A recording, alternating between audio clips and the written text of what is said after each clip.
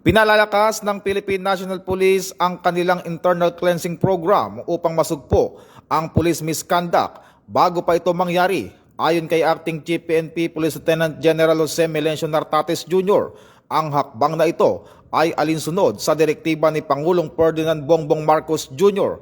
at DILG Secretary John B. Cremulya na tiyaking disiplinado, profesionalismo at malinis ang hanay ng kapulisan.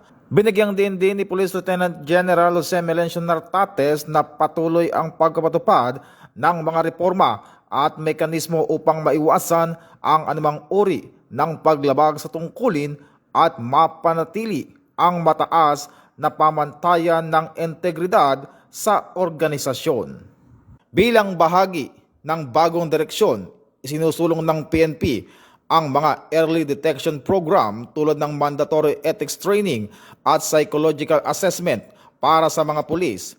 Layunin ng programang ito na mapanatili ang tiwala ng publiko at masiguro ang PNP ay tunay na naglilingkod sa sambayan ng Pilipino na may buong integridad. Ito ang bagong PNP para sa bagong Pilipinas, serbisyong mabilis, tapat at nararamdaman.